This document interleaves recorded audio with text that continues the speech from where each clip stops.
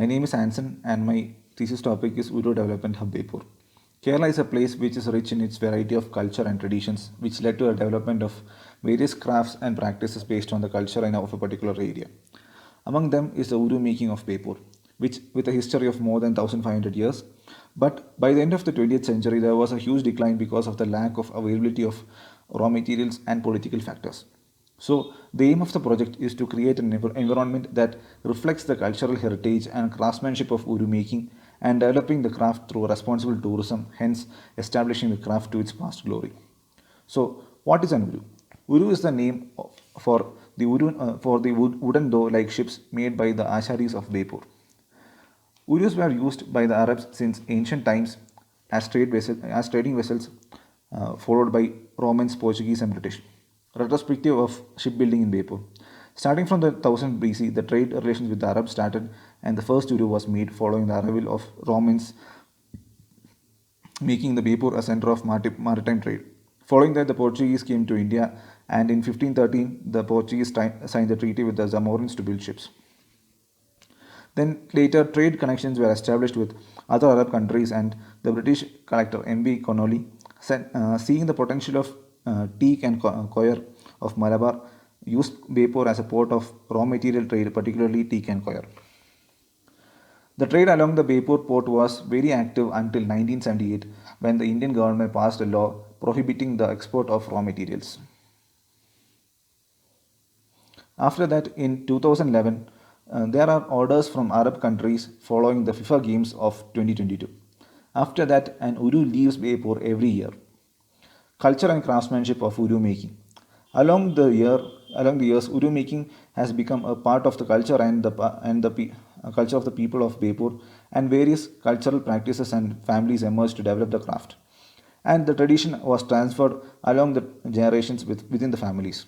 The main craftsmen involved were Odais and Khalasis. The Odais managed to manage the technical matters of the ship. There are no writings or drawings, and the skill is transferred through oral traditions within the families. There were 18 active Odais in 1980, and now there are only two. The Khalasis are the people who launched the Uru, and they are the descendants of the Arabs. There were more than 200 Khalasis during the decline, and now there are only 90. During the decline of the craftsmanship, the craftsmen found jobs as carpenters, boat makers, and people who tried to keep the tradition by making miniature models of the Urus. Stages of Uru development. Raw materials are collected from Myanmar and Indonesia by craftsmen itself. A basic form is prepared and the Uru is made in the following stages. After launching the Uru, it is transported to commissioned country and other works are done there. These are the typologies of Uru made presently, and which is used for fast travel, cruise, shipping cargo, and as luxury yachts. The Uru making workshop is a major part of the cultural life set along the banks of Chalia River to be easily launched. It is a temporary structure built with natural materials and customized based on the size of an Uru. Local characteristics of Bepur for shipbuilding.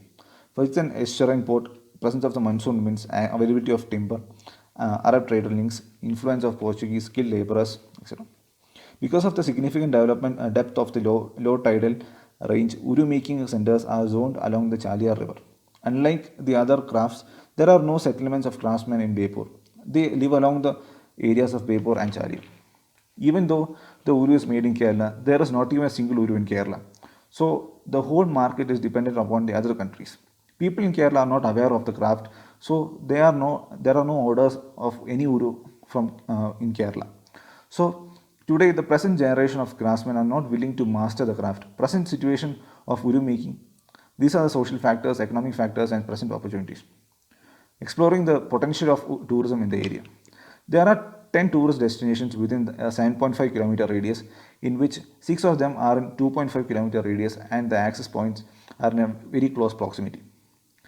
These are the factors for the revival of the dyeing craft formulated based on the Uru development, including understanding of the global market, direct interaction with the customers, fusion of modern and traditional, promotional strategies and collaboration, and education of the craft.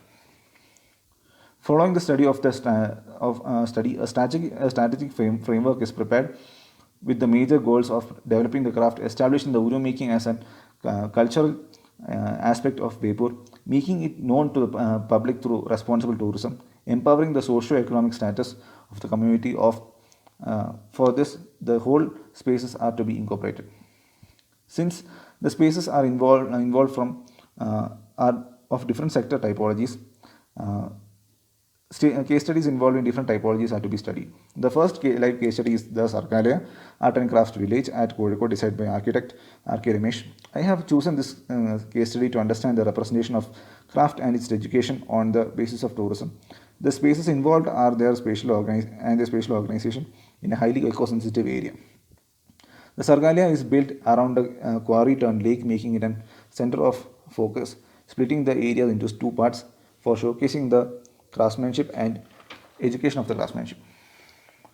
The whole area is planned by taking traditional architecture as an inspiration. The next live case study is the Bharat Nivas in Auroville. It is a representation of the soul of India within a specific area. I have chosen the case study to understand the architectural representation of a country within a specific boundary. Study of the spaces involved in showcasing the cultural aspects and that bring the whole community together. The Bharat Nivas is situated in the international zone of Auroville. The area is mainly zoned into public zone, community zone, educational zone, and residential zone. The major spaces involved are Aurobindo Auditorium, which is designed to showcase the Indian culture, the Kala Kendra exhibiting the works of the Indian artists, and Center of Indian Studies, built for the space and for research and development, and Swachh, which is a community space. Next is the literature case study of the Danish Maritime Museum, located in Denmark, designed by Jaak English Group. The whole museum is set inside a dry dock.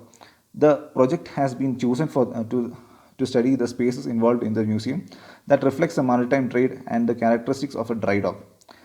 There are there the spaces are zoned along around the dry dock and interconnected using bridges that serve a spatial function. The base of the dock is used as an exhibition space. The next literature case study is the Istanbul Maritime Museum in Turkey, designed by Teget Architects Group. The museum is under the control of the military, and the project is selected to study the functions and activities involved in the museum while displaying the whole ship or boat in it. The area facing the sea is used for the display of the boats and becomes the major focus of the area. And the admin spaces are zoned towards the sites. This is the comparative analysis. Coming to site analysis, the site is located in the Allied Development Zone of Bepur in Kozhikode. The site is located in the industrial zone of Bepur and is close to the various nodal points next to the site. The site serves as the boundary with the main road, which acts as the boundary to the residential areas. This brings the site as a center of different activities, making it an active zone. The site serves boundary with the Chaliar River, facilitating the Uru development and sea cruise within the site. 40% of the site area comes under the CRZ2 zone, allowing only temporary construction within the zone. Coming to the site has a total area of 7.59 acres, and there are two existing structures: an Uru making workshop, which is a temporary structure, and the Bepur Community Hall. Access. The site has two main access, one from the main road and other from the side road, facilitating service entry to the site. The site was initially a paddy field and turned into a coconut plantation following the building of the Bepur Community Hall, and presently it is a collection point of waste in the area and is used for community-based activities like COVID tests, polio, parking areas, etc. Topography. The site is visually a flat land with a very minimum contours. The height level is 5 meter above the lowest level, and the lower level is subjected to flooding during monsoons. The site is highly vegetated with mainly coconut trees. Drainage pattern. Since the land is filled, the land is comparatively higher than the surrounding areas. The water drains is directed to the Chaliar River. Wind direction is from the southwest to northeast, and the major views are from towards the Chaliar River. Coming to the design, the concept is to develop the area by creating an experience of Uru within the site. So the basic zoning is done based on the interior planning of the Uru such that when a person enters the Uru, he or she reaches an intermediate level from which the public space are zoned to the upper deck portion and the private and semi-private spaces are zoned to the lower deck where a central passage connects the spaces. Similarly, the main entry to the site goes through the parking area to a series of steps that leads to the intermediate level that connects the museum and the administration areas, and from which the series of steps then goes down to the central space that connects all the other public spaces, public, semi-public, and private activities in the site. There are two main access to the site. One from the Bepur Cherivannur Road, and which acts as a major access for tourism and administration activities, and the secondary access that acts as a main access for the services, the local community people, and the working staff.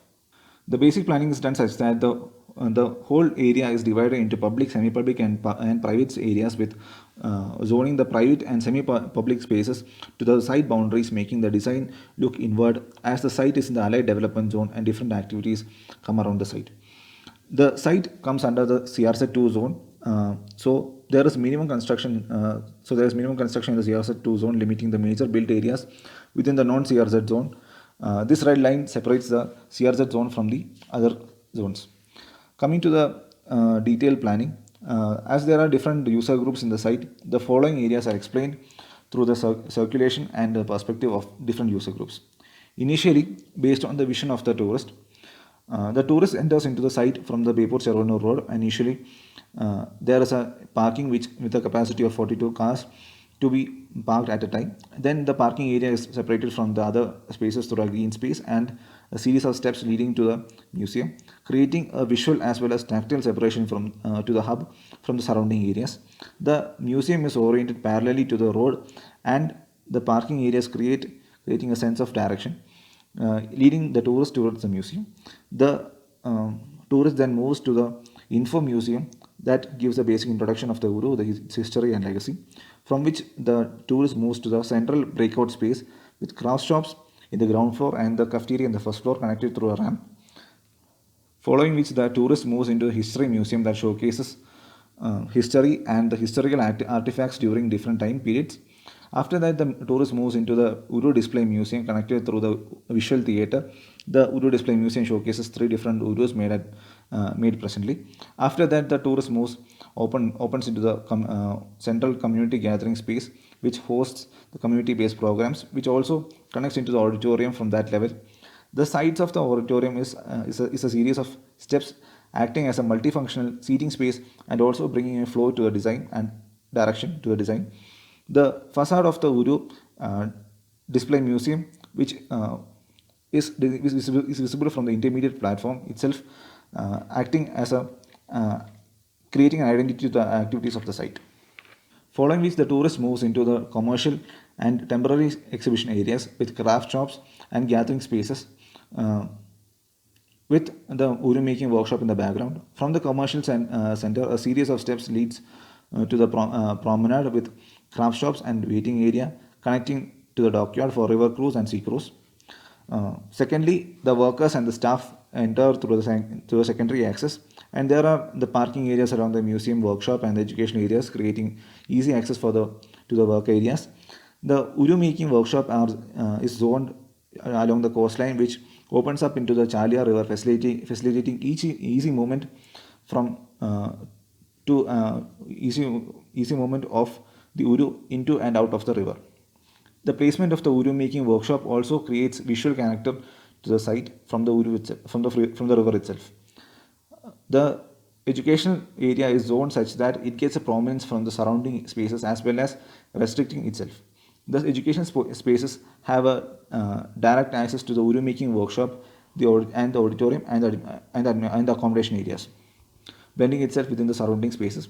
The accommodation area is zoned along the most secluded space in the site and with easy access to the Uru making workshop and educational areas.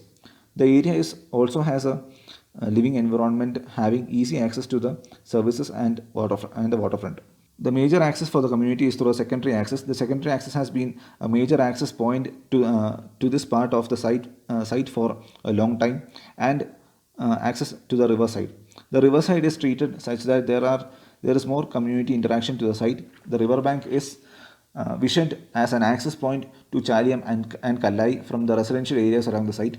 The only access to Chalyam from the area is through the road that requires to travel 12 kilometers to reach Chalyam, and secondary through a ferry which is more than 2.5 kilometers from the residential areas. So the riverbank is considered as a transit point for local people to travel via waterways and to Chalyam and Kallai and the other coastal areas, also promoting sea cruise and river cruise tourism. Coming to the interior planning, the entry to the museum is directed to the two sides of the installation of the Uru, which is also creates an identity to the structure. The Info Museum showcases an Uru, and a ramp runs around the Uru, connecting different cubicles and provides information on the Uru and creating visibility to the Uru from different levels. Following which, the central open space connects to the History Museum, in which the spaces are envisioned as a travel through the past, creating a central path and exhibits of Uru from different time periods. The curved screen behind the exhibit provides detailed projections on the exhibit. Following the History Museum, reaching the Visual Theatre, where all the documentaries and the studies of the Uru are displayed. Further moving to the Uru Display Gallery, where the presently made Uru typologies are displayed along with the artifacts used in them. The Uru display is envisioned to be in a floating manner and viewed from two different levels. The curved screens in the opposite sides gives detailed projections and the detailed view of the interiors of different Urus. Coming to the admin block, the structure is divided into three parts and is accessed from the three different levels. The first part is the administrative office that governs the functions of the hub. It houses different various departments of tourism, industry and education, etc. The second part is the Uru Community and Uru Development Center. This area houses different offices and cooperative society for the welfare and development of the craftsmen and Uru making industry. This area houses the marketing, crafts, research, tourism division, etc. The third portion is the auditorium, which is accessed by the general public from the central area and the officers from the admin area. Coming to the educational block, the area is planned such that by providing a buffer from the surrounding spaces by zoning the learning spaces to the side boundaries and the office and administrative spaces in front. Even the office areas are provided with a green buffer. The space is designed in resemblance to a floating deck through a central water body connecting to the lecture halls and workshop spaces through the deck.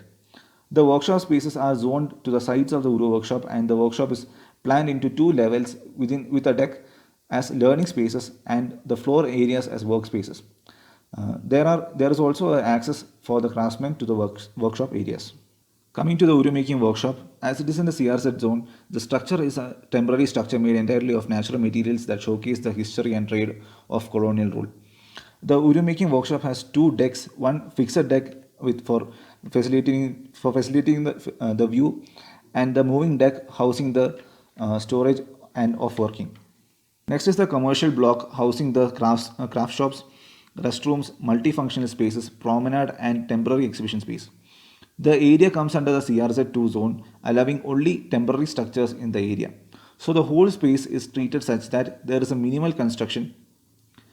There is also an issue of flooding in the central area during monsoons. So the space is envisioned as a temporary exhibition space and also keeping the promenade at a 1 meter height, making able to use the area even during the monsoons, undisturbing the activities of the hub. There are also two flights of stairs on either side to access the promenade, even if the central area is wet. The multifunctional seating space is designed in such a way that it could also be used as a craft shop, encouraging the development of local crafts. The dockyard is at 1 meter high, facilitating access to the Uru. The special topic is use of natural materials in temporary structures. As Bepur was a center of trade from a very long time and was a transportation hub of raw materials, several industries and processing factories are located alongside the port. Processing centers of bamboo, coir, teak and clay tails are common in the areas. Traditionally, people used coconut or arecanut trees trunks for supports, bamboo for framework and use of straw and coconut fibers for roofing. Following this, the treated teak from Kallai river was used extensively, and declined in by the arrival of steel. Hence, the treated timber is used for framework in structures in the CRZ zone. Along with this, treated bamboo panels and are used as partition walls. Treated coconut trunk is used for flooring, and timbercrete means made of sawdust, and concrete is used for walls. This is the physical model.